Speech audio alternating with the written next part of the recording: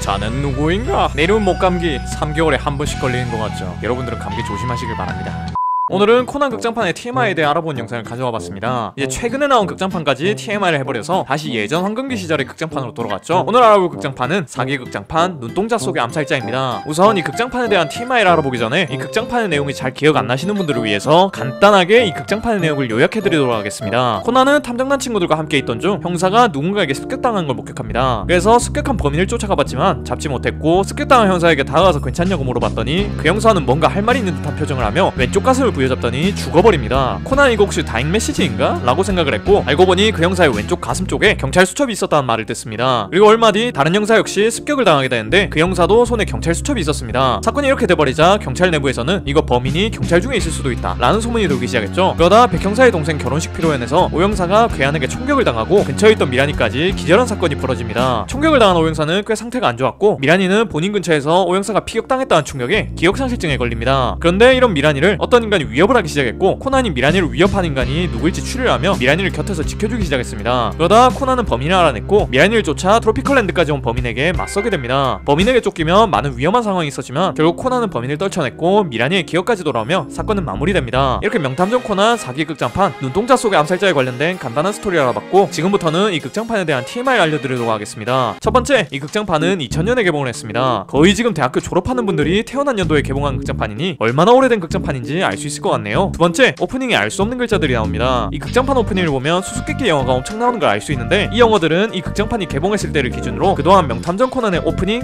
엔딩, 극장판 주제가로 쓰여온 곡들의 제목을 로마자로 써놓은 거라고 합니다. 좀 자세히 살펴보니 명탐정 코난 엔딩곡으로 쓰였던 프리 매직이라던가 오프닝곡으로 쓰였던 룰렛이 있다는 걸 발견할 수 있네요. 세 번째, 오프닝에서 하인성이 나옵니다. 보통 코난 극장판을 보면 오프닝에서 여러 사람들과 발명품들을 소개하는 장면이 나오고, 오프닝에서 설명한 발명품들과 사람들은 웬만하면 극장판에서 등장하기 마련입니다. 근데 이번 극장판은 특이하게도 오프닝에 하인성이 나왔는데 극장판 내내 하인성이 등장하지 않아요. 뭔가 등장시키려고 했는데 등장시키는 걸 까먹은 게 아닐까 하는 생각도 듭니다. 네 번째, 사토 미야코, 한국어로는 오영사, 시바 카츠노부, 한국어로는 이 형사가 처음으로 등장한 극장판입니다. 우선 오영사 같은 경우는 현재랑 얼굴이 비슷하긴 하는데 머리 스타일이 좀 달라서 그런지 좀 촌스러워 보이고, 이 형사 같은 경우는 뭘 안 먹었는지 살이 빠져있는 걸로 보입니다. 그리고 개인적으로 오영사는 3기 극장판의 하인성과 비슷한 포지션이었다고 생각합니다. 3기 극장판에서도 인성이가 뭔가 비중 있는 것처럼 등장했다가 초중반쯤 사고 때문에 리타이어 했듯이 오영사도 뭔가 비중 있는 것처럼 등장했다가 범인에 의해 리타이어 됐어서 둘이 뭔가 비슷하다는 생각이 들더라고요. 다섯 번째, 오영사가 뒤질 뻔했었습니다. 앞서 오영사가 등장했다가 범인 때문에 리타이어 됐다고 했는데 극장판 내용만 보면 오영사가 심장 근처에 총을 맞았고 수술이 끝나도 잘하면 의식이 안 돌아올 수도 있다 라는 식으로 언급이 됩니다. 하지만 오영사가 이 극장판에서 죽었다면 이후에 원작 에피소드와 극장판에서 오영사가 안 나왔겠죠? 다행히 수술이 잘 끝나서 오영사는 정신을 차렸고, 오영사가 정신을 차렸다는 소식을 듣자 거의 모든 경찰들이 환호를 합니다. 오영사는 리얼 경찰 쪽에서는 장원영님 수준의 인물이 아닐까 하는 생각이 듭니다. 여섯 번째, 장미와 코난의 작화가 레전드입니다. 개인적으로는 장미 작화가 더 최고였다고 생각하긴 해요. 3기 극장판도 장미 작화는 최고였는데 이번 극장판은 더 개쩝니다. 여기서 코난과 장미가 기억상실증에 걸린 미라니에 대해서 얘기한 장면이 있는데, 장미는 자신도 기억상실증에 걸려서 조지에 관련된 건 모두 잊고 싶다 라는 식으로 아련하게 말합니다. 그리고 만약 그렇게 된다면 코난 너와 까지 말하고 코난을 쳐다보는데 이때의 분위기가 진짜 뭔가 했어요. 물론 나중에 장난이라는 식으로 말하긴 하지만 되게 간질간질한 느낌이었습니다. 뭔가 저는 이때의 작화가 아련한 게 좀 있어가지고 이때의 극장판을 더 좋아했던 것 같네요. 일곱 번째, 여자 화장실에 의자가 있습니까? 극장판 보면 미라니하고 오영사가 화장실에서 만나는 장면이 있는데 여기 무슨 의자하고 책상이 있어요. 여자분들이 뭐 여자 화장실에서 화장 고치고 그런다는 건 알고 있었는데 이렇게 본격적으로 할 수 있는 곳이 있다는 건 좀 신기했습니다. 여덟 번째, 여기서도 하와이가 나옵니다. 코난이 범인에게 쫓기며 보트를 운전하는데 미라니가 이런 거 어디서 배웠냐고 물어봅니다. 코난 너무 당연하게도 하와이에서 배웠다고 말하죠. 이게 극장판에서 사격을 하와이에서 배웠다는 게 나온 이후로 두 번째로 하와이가 언급된 극장판이었습니다. 아홉 번째, 코난의 후반부 의상이 도일이가 미라니랑 데이트할 때 입었던 옷과 비슷합니다. 이게 완전히 똑같진 않은데 도일이가 입었던 옷을 여름 버전으로 바꾸면 코난의 의상이 될 것 같다 라는 생각이 들었습니다. 물론 페알못은 제가 봤을 때 비슷하다는 거지 페자라린 분들이 보시면 뭐가 저게 비슷한 거지 라는 생각도 할 수 있을 것 같네요. 열 번째, 극장판 후반부에 코난이 미라니에게 했던 말은 유명한이 노일이에게 했던 말입니다. 극장판에서 사람들이 노일이에게 프로포즈 어떻게 받았냐고 질문을 하는 장면이 있는데 노일이가 부끄러워하는 표정을 지으며 유명한에게 이 지구상의 그 누구보다도 좋아한다 라는 말을 들었다고 대답을 합니다. 진짜 개 오글거리는 대사인데 이 대사를 코난이 미라니에게 똑같이 말을 하게 됩니다. 미라니가 코난에게 왜 이렇게 자신을 돕냐고 물어보자 코난이 아주 잘생긴 표정을 지으며 미라니 너를 좋아하기 때문이야.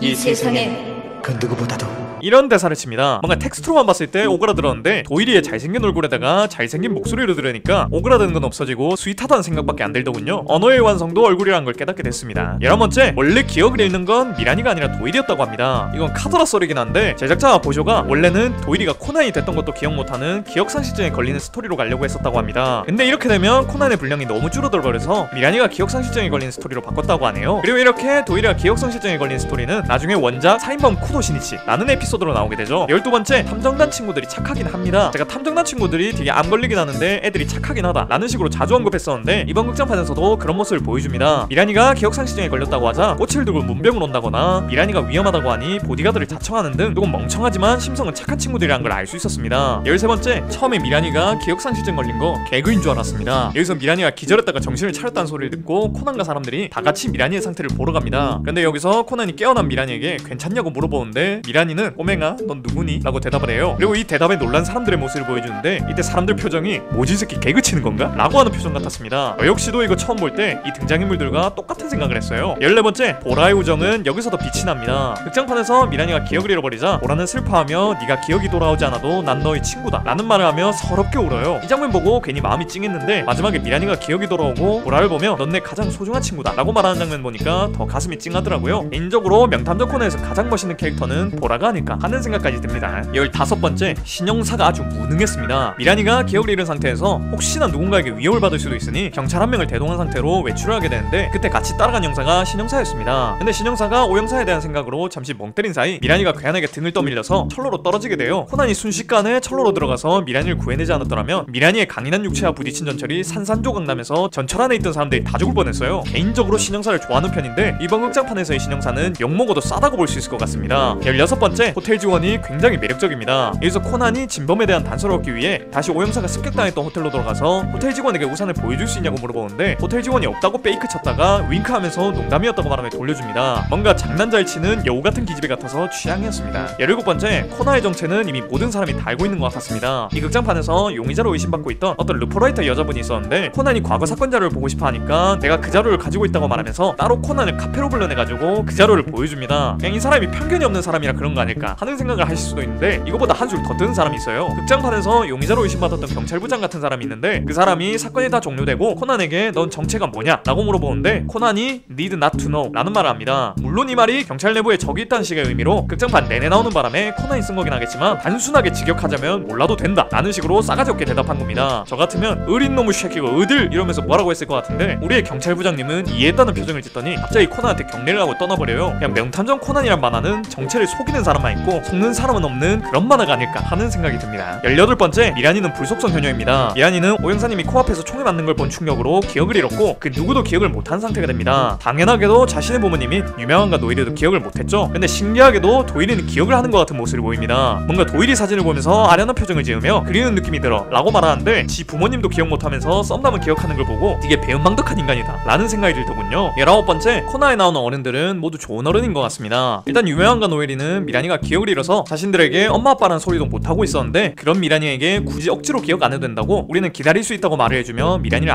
안심시켜줍니다. 그리고 박사님도 미란이가 위험해지자 몸을 던져서 미란이를 구출해주죠. 그리고 자신이 총을 맞은 상태였는데 미란이를 챙기면서 절대 혼자 다니지 말라고 말을 합니다. 이런 멋있는 캐릭터들 덕분에 극장판이 더 살아난 것 같더라고요. 20번째, 코난의 체력은 무한인 걸로 추정됩니다. 극장판 후반부에 미란이와 코난은 범인에게 쫓기게 되고 어떤 바위산을 올라가게 됩니다. 근데 이 바위산을 올라가는 과정에서 코난보다 미란이가 먼저 지쳐요. 애초에 코난이 미란이보다 어려가지고 체력 자체가 비교도 안 될 거고 미란이가 지금 기억을 잃은 거지 체력은 그대로 가지고 있을 거기 때문에 운동부인 미란이가 웬만한 일반인보다는 체력이 좋을 겁니다. 그러니까 지금 8살짜리 초등학생이 고등학교 1학년 운동부 여자를 상대로 체력에서 승리한 겁니다. 개인적인 생각인데 코난은 굳이 해독제 먹고 도일이 상태로 돌아갈 게 아니라 이대로 코난의 상태로 성장해서 축구선수 하면 떼돈 벌 수 있을 것 같네요. 21번째, 이때의 극장판은 가라가 안 나오더군요. 개인적으로 최근 나오는 극장판들의 가장 암적인 존재가 말도 안 되는 이 축구공 액션씬 하면서 가라 하는 거라고 생각하는데 이때 시절의 극장판은 이케가 아니라 쿠라에 라고 짧고 담백하게 말을 하더라고요. 역시 황금기 시절의 극장판은 왜 명작이라고 불리는지 다 이유가 있는 것 같습니다. 22번째, 범인의 동기, 스토리의 개연성, 그리고 반전까지 모든 게 완벽했던 극장판이었습니다. 극장판 시작할 때 need not to know 라고 말하며 경찰을 의심하는 걸로 시작해서 다양한 경찰들 에피소드가 나오며 이거 경찰 중에 한 사람이 범인이거나 경찰에 원한이 있는 사람이 범인이겠다 라는 생각을 하게 만들어 놓고서는 아예 생각도 못한 사람이 범인으로 밝혀졌던 건 진짜 충격이었습니다. 그리고 놀이공원에서 벌어졌던 보여줬던 추격전도 옛날 극장판임에도 불구하고 지금 나오는 극장판에 전혀 꿀리지 않았고, 마지막에 미라니의 기억이 돌아오는 장면도 완벽했습니다. 프롤로그에서 보여줬던 미라니와 도일의 추억과 함께 범인이 오영사에게 총 쏘는 장면을 기억해내게 하는 건 완벽한 수미상관이었지 않았나 하는 생각이 들더라고요. 이렇게 분석을 하다 보니 왜 이때의 극장판들이 레전드였는지 새삼 알게 됐습니다. 아무튼 이렇게 22가지가 4기 극장판 눈동자 속의 암살자에 관련된 TMI라고 볼 수 있을 것 같습니다. 전 휴가 갔다 올 겸해서 스키장에 갔다 왔습니다. 탈 때는 되게 재밌었는데 타고 나서 집에 오니까 감기에 걸려버렸어요. 여러분들은 저처럼 아무 생각 없이 그냥 놀기만 하지 마시고 준비 운동 잘해서 몸 따뜻하게 놀기를 바라겠습니다. 오늘도 이런 영상 봐주셔서 너무 고맙고 전 더 재밌는 영상으로 돌아오겠습니다. 그럼 다음 시간에 만나요.